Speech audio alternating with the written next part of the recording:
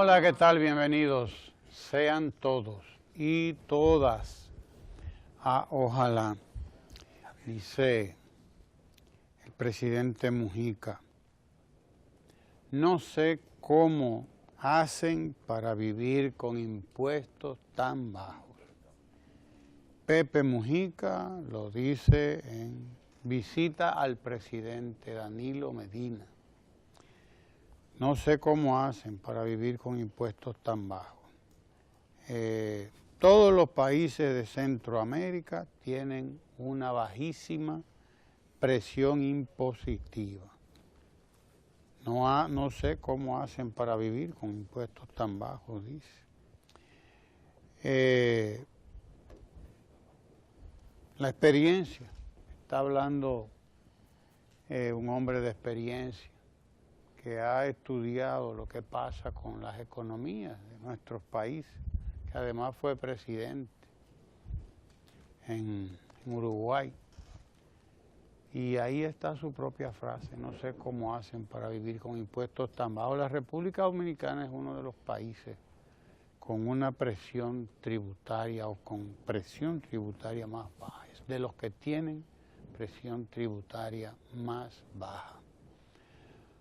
Hay una cantidad enorme de leyendas por ahí para impedir el que haya una presión impositiva mayor sobre todo, sobre quienes pueden pagar más impuestos, porque hay quienes pueden pagar más impuestos.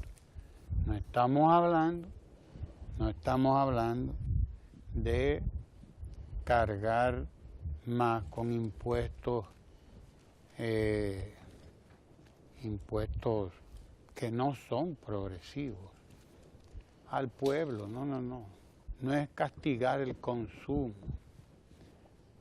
ni es castigar a nadie tampoco. Los impuestos no son un castigo, por más que nos hayan querido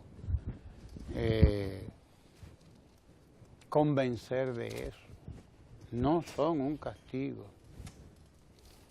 Ya en el siglo XIX, Hostos hablaba del deber. Son un deber. Y cuanto más gana usted, más impuestos debe pagar a la sociedad. Cuanto más gana el capitalista, que es el que en mejor condición está para ganar, pues más debiera pagar a la sociedad. El que más gana debe pagar más en una sociedad justa. Eso es lo que debería ocurrir. Pero estamos llenos de leyendas, por un lado, y de realidades, por el otro. La leyenda de los poderosos es: yo no puedo pagar más impuestos porque yo soy el que crea puestos de trabajo. Si me ponen más impuestos no voy a crear más puestos de trabajo. Esa es una leyenda. La otra leyenda es la de que no, yo no voy a pagar más impuestos para que roben más. No, ¿cómo va a ser? Eso no puede ser. ¿Cómo va a ser? Para que se los repartan los políticos. No, yo no voy a pagar más impuestos. Esa es la otra leyenda. Esa es la leyenda que les conviene, porque los desajustes, los disparates que hacemos los políticos, que vamos a decirlo, somos políticos todos al fin y al cabo, esa es la realidad, pero los disparates que hacen los políticos sirven para que quienes tienen que pagar más impuestos, para eso sirven, esos disparates que cometen algunos, porque son algunos políticos, les sirven a los poderosos para ellos agarrarse de ahí y decir: no, yo no voy a pagar más impuestos, para que fulanito se haga más rico. Y de ahí vienen todas las demás leyendas que ustedes conocen, y todos los cuentos. Y como decía el poeta español León Felipe, que vivió sus últimos años en México y murió allí, en el exilio, lo dejó Franco. Decía León Felipe: y sé todos los cuentos, decía León Felipe. No sé muchas cosas, es verdad, decía León Felipe. Digo tan solo lo que he visto. Y sé que la cuna del hombre la mecen con cuentos. Y las entrañas del hombre las duermen con cuentos. Y los huesos del hombre los entierran con cuentos. Dice León Felipe, y sé todos los cuentos. Estos son muchos cuentos para que los que tienen el dominio, el control de la sociedad, sigan teniendo el dominio y el control. Son los que más pueden captar riqueza, producen riqueza. No nos pongamos de loco viejo, no, producen riqueza. Son gente preparada para eso, son buenos empresarios, son emprendedores, son gente arrojada, es gente positiva, es creadora. Lo único que, como dice un pensador americano que yo leí hace un tiempo, su creatividad está al servicio de sí mismo, de su ego. Ese es el problema.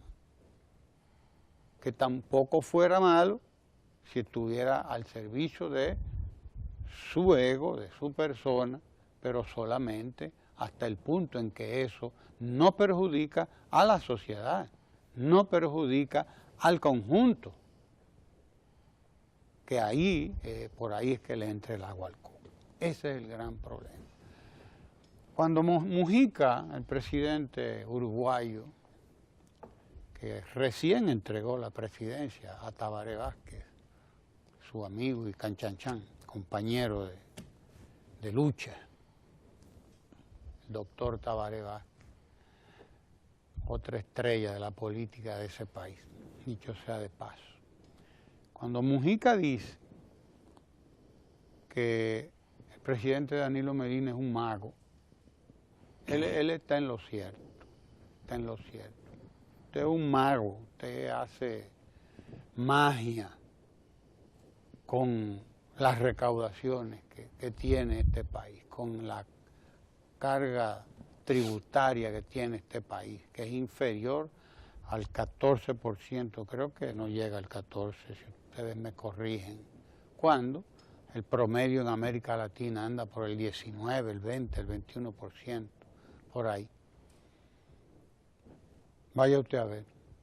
Ciertamente a quien se lleva la palma es el presidente, porque bueno, ha dado muestras de eficiencia, de eficacia, que son cualidades positivas del capitalismo, la eficiencia, la eficacia, la administración en tiempo y con el menor, con los menos recursos, el menor de los gastos, es el que consigue más. Esa es la eficiencia, así se mide la eficiencia y la eficacia.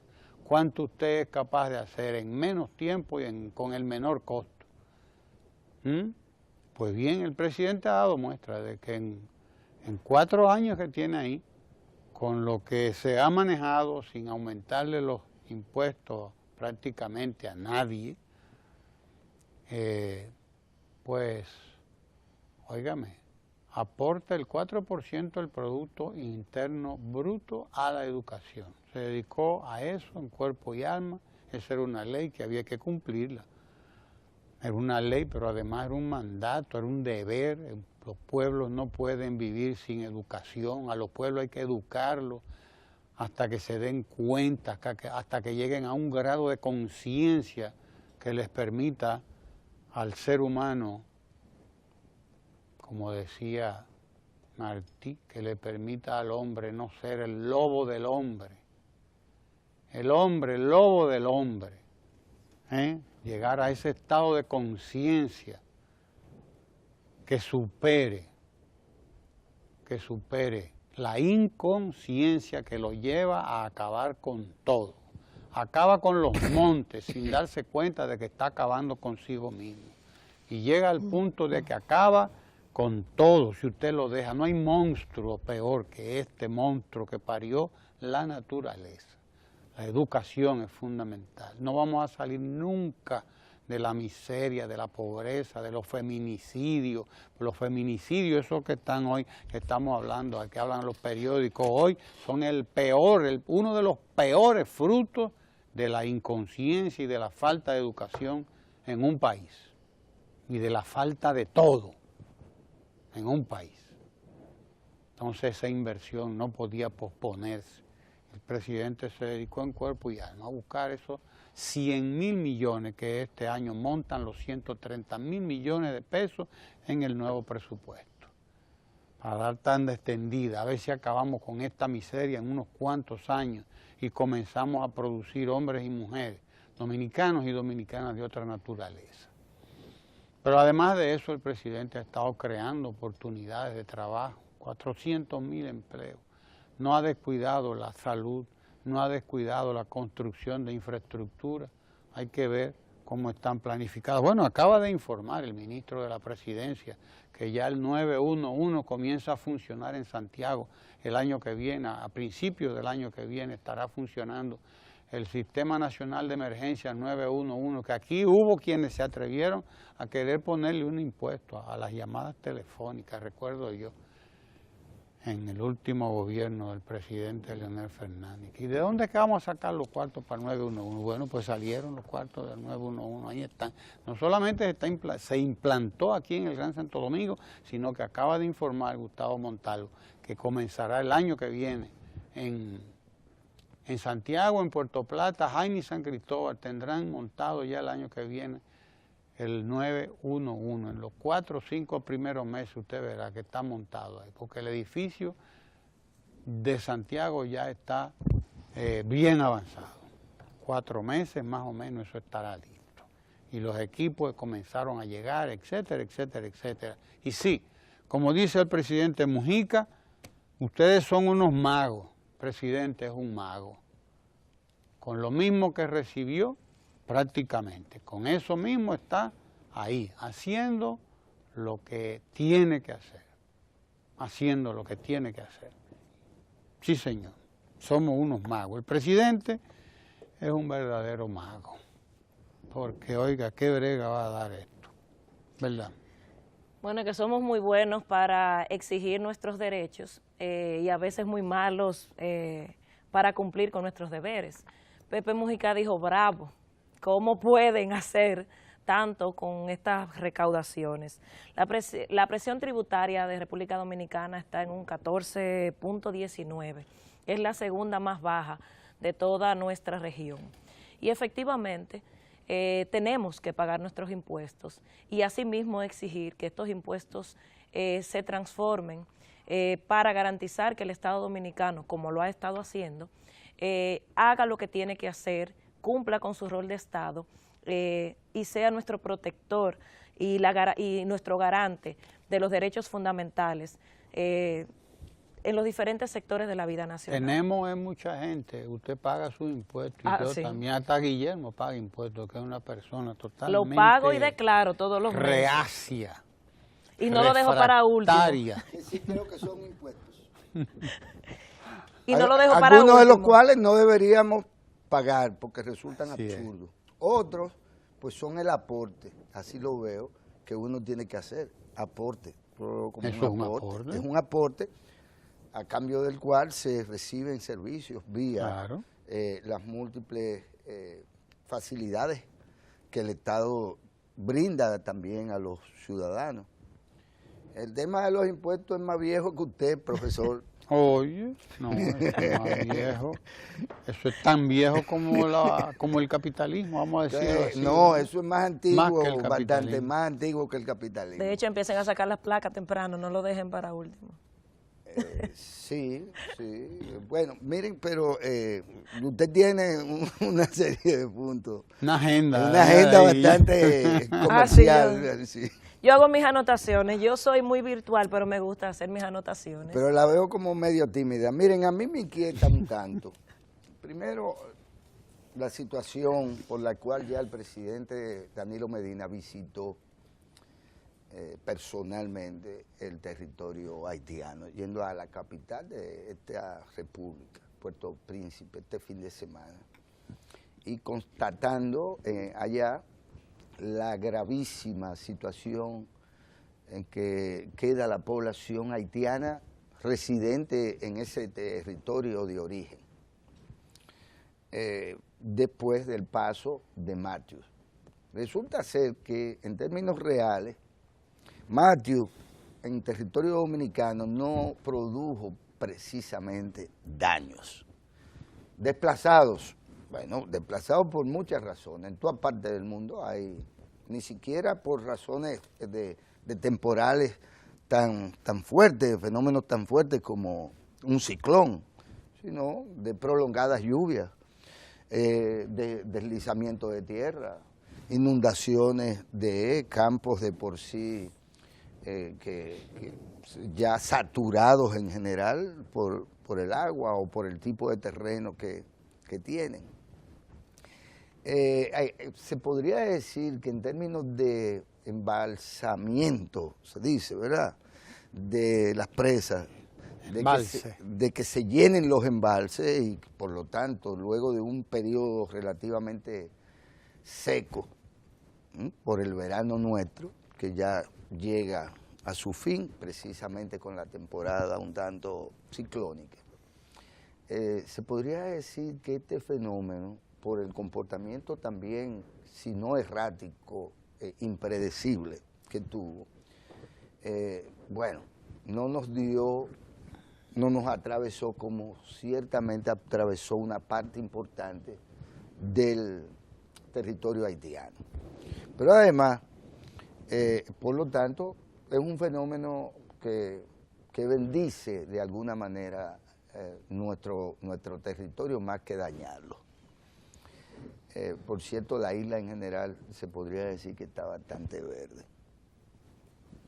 El que se desplaza pues se da cuenta de que, oye, con todo y el daño que le hacemos, con toda y la ganadería extensiva, con todo y la depredación humana y la falta de cultivo de la tierra en general, se puede decir que el territorio nuestro, nuestra foresta está bellísima, por cualquier lado por donde pasa, incluyendo Boca de Cachón.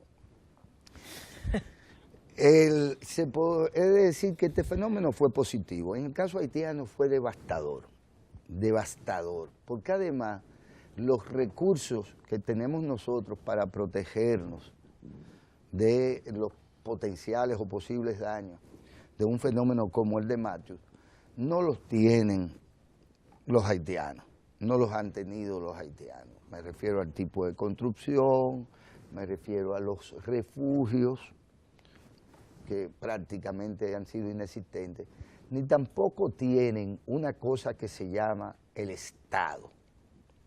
El Estado con todos sus componentes, incluido el componente de militar, incluida la defensa civil, incluida la Cruz Roja, incluido una ciudadanía empoderada, organizada, respondiendo a una alerta.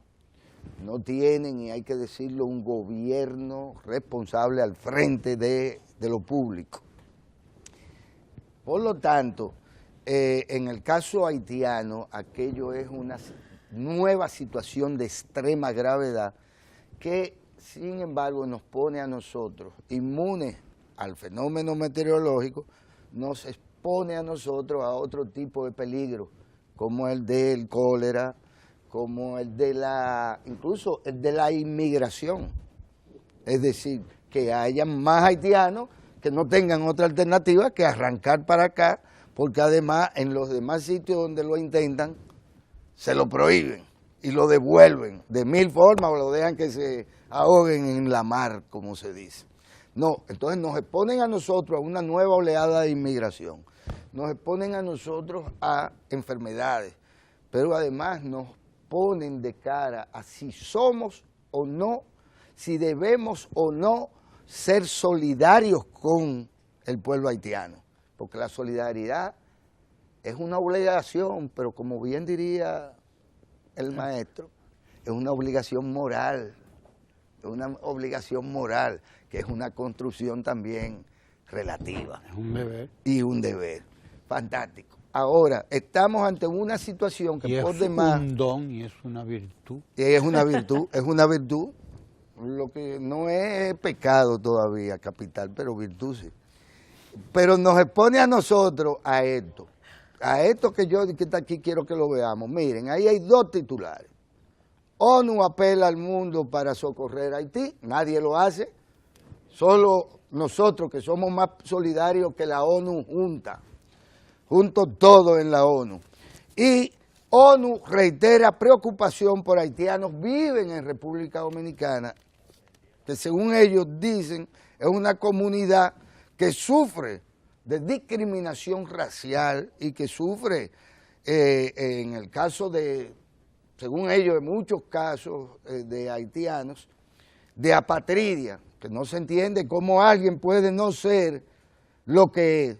Es decir, son haitianos, pero son apátridas. ¿Cómo que si son haitianos no pueden ser apátridas? Y lo son haitianos porque su constitución así lo establece. Ah, pero estos señores que no practican la solidaridad, porque la ONU entera debería estar metida en Haití. Por cierto, tienen ya tanto tiempo metido ahí y no resuelven nada. Terminaron llevando el cólera. Y los dominicanos tenemos que seguir cargando con la obligación moral de ser solidarios. Y el presidente Danilo Medina lo es, y el pueblo dominicano lo es, y el partido de gobierno lo es. La oposición no tanto, que no hace nada nunca. Ni deja hacer. Ni deja hacer, y además fuñe, y critica, y jeringa. Sí, porque es así. Ni Ahora, nada ni presta la batea. el presidente sí es solidario, y lo es de manera sincera, y sabe que el pueblo dominicano es solidario con el pueblo haitiano. No así con los delincuentes haitianos, no así con esa clase indolente, gobernante y no gobernante que viven en Canadá, en México, en Nueva York, en Venezuela, donde le dé su gana de la remesa y que viven de todas sus cosas, de todo lo que sea posible vivir. No así, pero preocupante, que a pesar de todos los aportes y de todas las evidencias de que el gobierno dominicano no abandona a los hermanos haitianos, estos señores, estos funcionarios y señores de la ONU, miembros de unos comités ahí que rinden informes, sigan jeringando al pueblo dominicano con que nosotros estamos discriminando racialmente al pobre Lalo. Bueno, hoy aquí en comentarios los hombres estuvieron al mando, no dejaron hablar hoy a las mujeres. Hoy estuvieron los hombres. Hoy los hombres estuvieron al mando.